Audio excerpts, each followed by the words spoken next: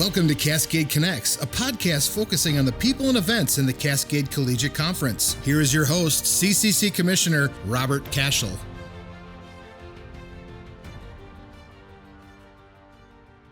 Welcome to this edition of Cascade Connects. I'm your host, Rob Cashell. I'm the commissioner of the Cascade Conference and very excited about today's program. We have two individuals from the Medford area, and we're going to be talking all things soccer. Joining us today is Rich Rosenthal. Rich is the Director of Parks and Recreation for the City of Medford, and also Darren Van Len, and Darren is the Director of Sports for Travel Medford. And guys, thank you for joining the program. Thanks for having us. Thank you.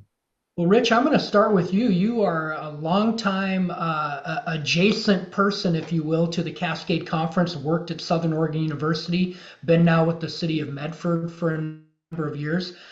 Talk to me a little bit about the whole idea about getting our conference championships to your town and your facilities.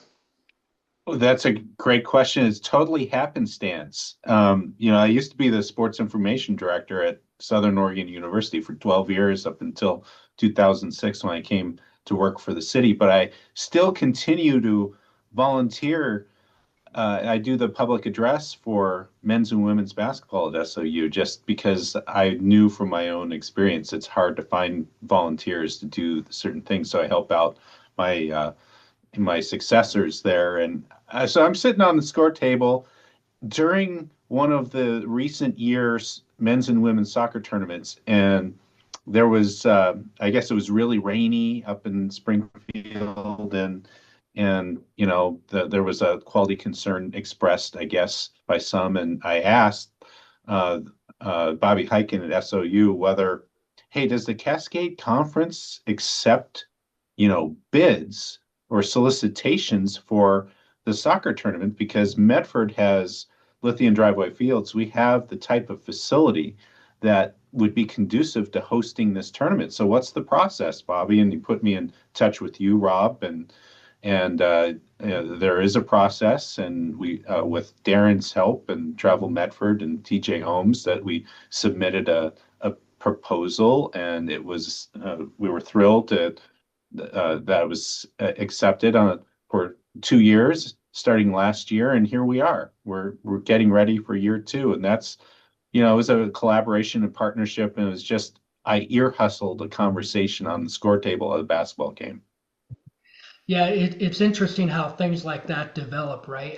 You mentioned up in Springfield, and we had about a 9-year run up in the Springfield, Eugene area hosting our tournament at Willamette Lane. And yeah, we had a couple of years there where, boy, it was downpours and lots of, but we had a great 9-year run there.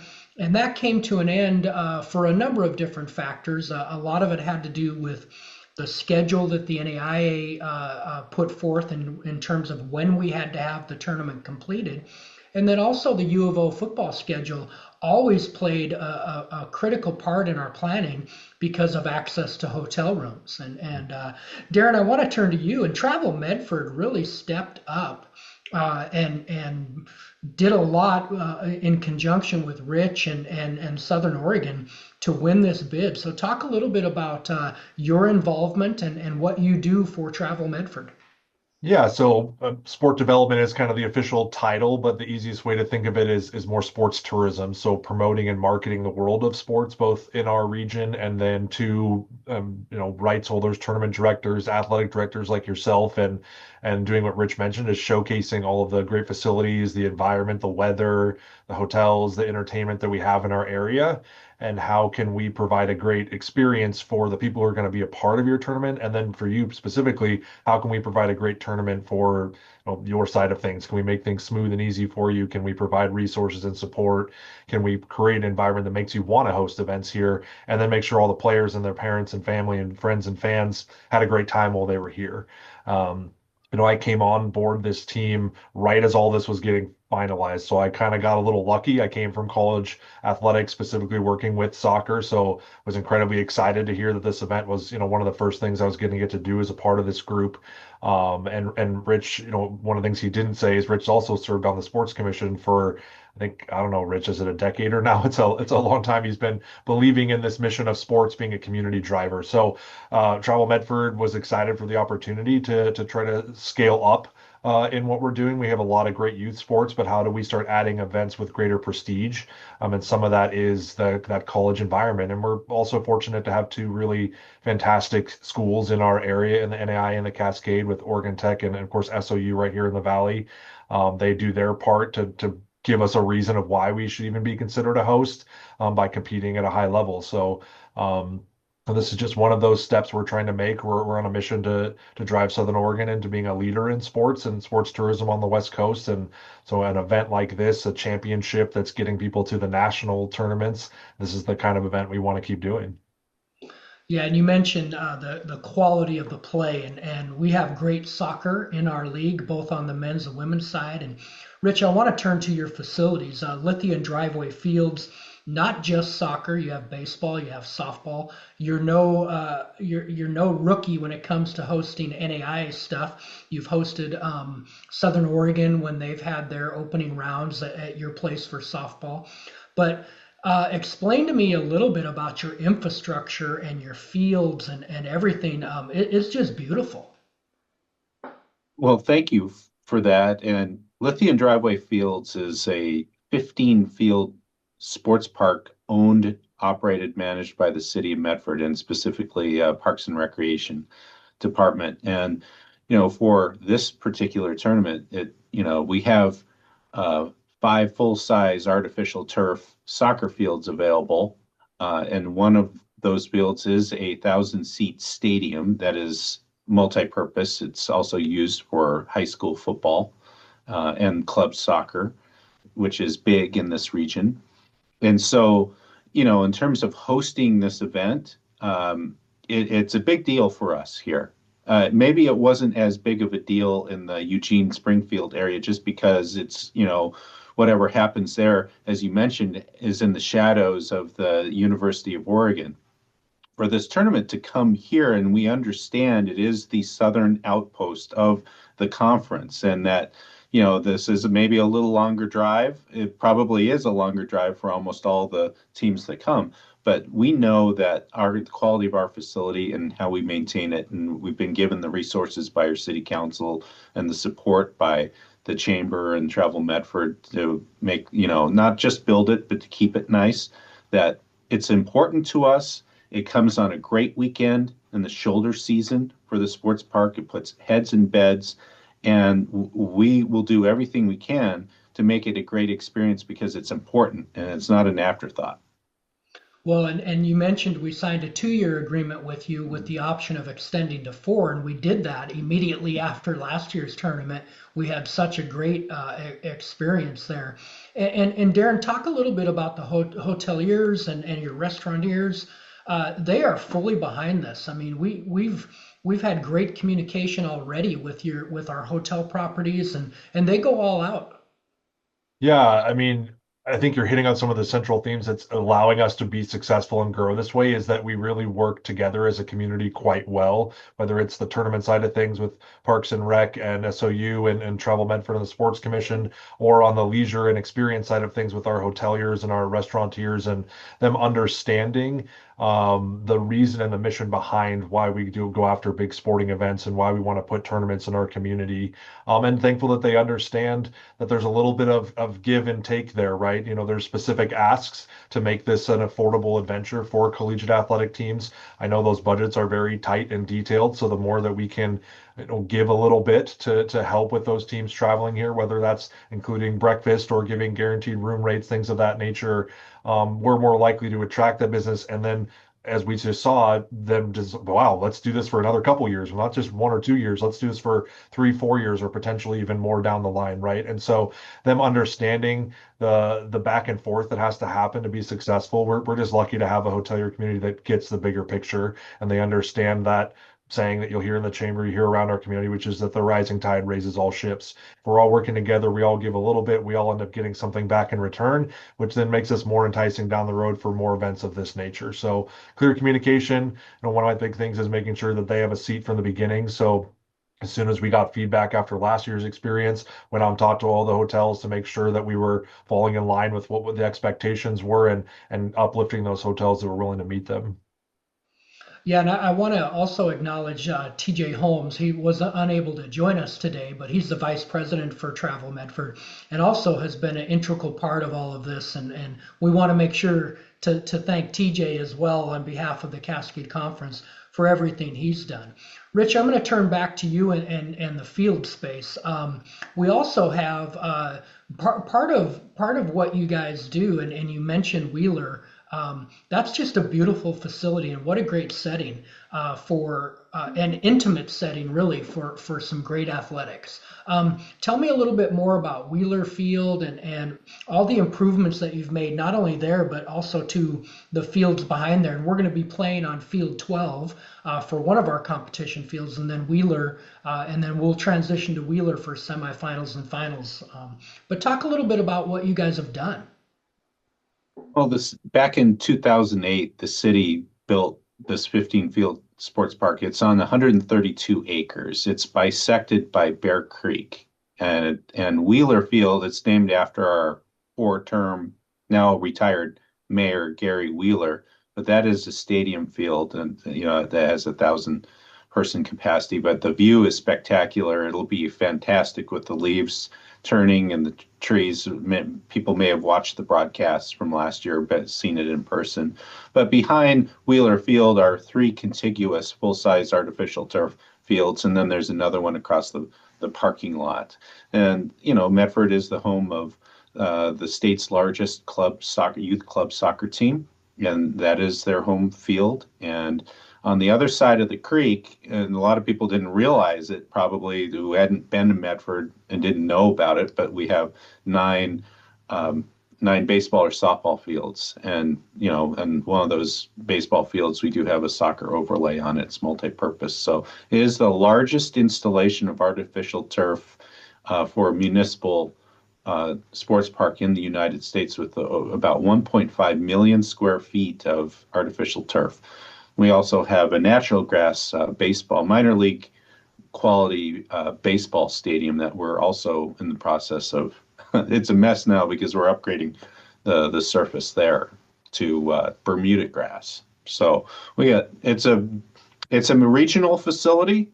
We have lots of baseball tournaments, fast pitch softball, lots of club soccer activity, adult slow pitch, and it is a blowtorch for economic impact for this community. It was $33 million to build back in 2008 dollars, and it would obviously be much more than that now. But the return on investment, aided by things like this tournament, put heads in beds. The economic stimulus is almost tripled that. I think it's almost quadrupled the return on investment. That's fantastic, and it will bring 16 teams to the community here in short order. And Darren, last year you played a little double duty there. You were not only kind of managing things, but you were also announcing a lot of our games. You were doing the play-by-play. Yeah, comes from Rural Community College, their athletic director, junior college athletics. You wear a lot of hats, even at your level. I'm sure you wear a lot of hats, Rob. But sometimes the best way to get something done is just jump in and do it yourself. And had a lot of community members that jumped in as well. But just 8 years of doing collegiate soccer, directly as a program, developed my love and passion for the sport and for the people who commit themselves to this sport. Fortunate that we have a fair amount of those athletes who are playing across the Cascade right now, and I'll get to see a few of them in a few weeks here when they come back. So, I kind of think of myself, especially in this realm, because of just personal experience, as a little bit of a utility player, right? To borrow from a different sport there. And so if I can jump in and shed some light on my knowledge and understanding of the game and provide some support there, more than happy to do it. I mean, what there's worse ways to spend your day than getting paid to commentate and watch college soccer. So I'll take it any day of the week. Well, and you talk about kind of the all hands on deck, and we really do have a community effort. You've got the Rogue Timbers, which are involved in managing our gate and our ticketing and all of that, and also they provide volunteers for ball shaggers and different things. Rich, you scored a huge win by bringing in Blake Tim in terms of handling sports information and augmenting what Josh McDermott and Mike Safford do. I got to believe that was your connection from your days at SOU. Yeah, Blake Tim, the longtime sports media professional. He was at Pacific for a long time. He was with a conference too. He's up in Forest Grove, and the sports information community is really close knit. And I was in it for 12 years. And when Mike Safford, who was at OIT previously at College of Idaho, got his start at Evergreen State as I think a student assistant. So there are a lot of relationships there, and one of the things that SOU told us that if you're going to put in a bid for this, it's like, don't rely on our personnel to occupy key roles, because first of all, there's a fairness issue, and that was never our expectation. So, to be able to bring in professionals like Blake to help with the media relations, and also the thanks to Travel Medford, partnering with Joe Brett and Table Rock Sports, that being able to provide those broadcasts at no cost for the people who can't make it to Medford was really important to us. And we have athletic training assistants. So those were the three key areas where we augmented the volunteers like Josh McDermott, the sports information director at SOU, and Mike Safford from OIT. Well, they're coming anyway. It's great. They're willing to help, but we're not relying on them to have to do everything for us. So we're fortunate to have some really skilled, experienced people. Yeah, I think one time I was in the press box last year trying to add up all the years of experience in that SID realm, and quickly got into over 100 real quick. But yeah, just great people to work with, and people really excited about the event itself. Darren, I'm going to turn to you a little bit, because you and I at this time of the year, we start really communicating on records and who's winning and who might get in, and you pay close attention to our league on both the women's and the men's side. What are you seeing this year? Well, I mean, on the women's side, College of Idaho has continued to be the impressive squad that they had last year coming in here. They certainly got pushed a little bit, but largely kind of were in control throughout the whole tournament, made a great run at the national level, have had a great year overall. I will shout out our local SOU women who pulled off the big upset last week on the road there to give them their first loss in region, but I mean, as much as I love my SOU people, I got to say I like the College of Idaho squad. They're really good. Maybe SOU can pull it off again. I will say they took the women's coach from RCC and put him on the staff this year. Jenny did put Gavin on there, and he's a defensive-minded guy, and their defense has been really outstanding this year. I'm liking that a lot.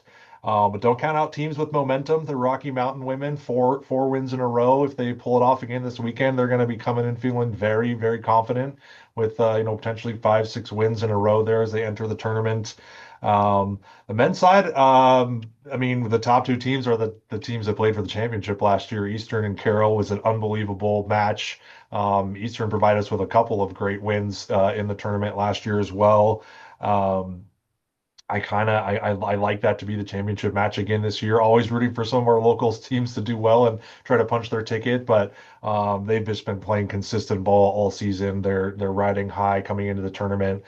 I like them to be there, and shout out to Austin out at Carroll. I know Austin from way back in the day in the NWAC, and one of the things, he was one of those people who knew he was traveling pretty long distance from Carroll to come to Southern Oregon, and met him on the first day he got here, and to Rich, talking about his facility. As soon as he stepped into that facility and saw the community and everything, he was like, I get why they wanted us to come here, right? And so credit to him. Glad he's finding success at Carroll. I think he's going to find himself in that championship match again. Yeah, that was an outstanding championship match last year. Both of them were men and women. But the EOU Carroll one, and EOU ended up winning that. And man, I'm not sure I've ever seen a more exuberant group after that game. That was awesome.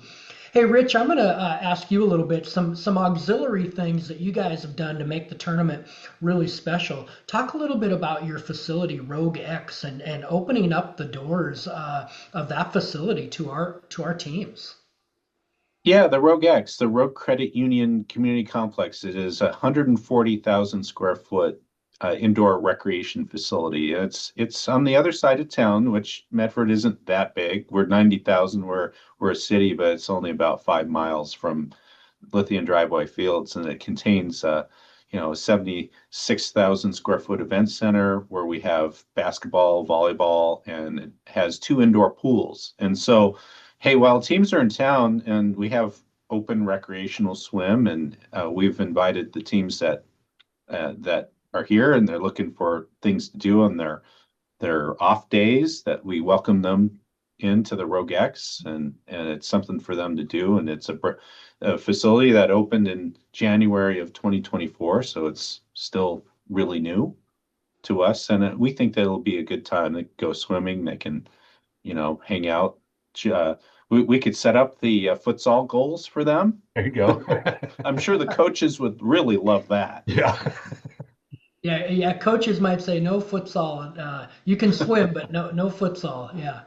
But it's a beautiful facility, and I had the opportunity to tour it with you last year. I guess it would be 2 summers ago when we came down and toured.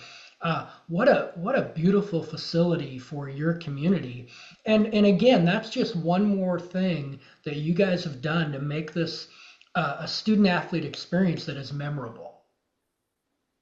Well, the other things, that it's easy for us to throw open the doors of a community recreation facility, but what really makes me proud is the effort that goes into the finer touches. For example, Darren and the Travel Medford and the Chamber staff put together the welcome bags. Just those things for all the coaches and the participants in the tournament. Just with some premiums in them from like from Harry and David, which is based here in Medford, right across the street from the sports park. And that those are the little things make a big difference, and we're proud of those types of things. We're going to have catering for the coaches and the people working the tournament this year, and we just want it to be something that is really nice, and that it's important to us, and we want people to know that it's important to us. Well, we are certainly excited to be back down in Medford this year for our 2025 Men's and Women's Soccer Championships. We'll be down there November 8th, 10th, and 12th. Championship Day will be on the 12th.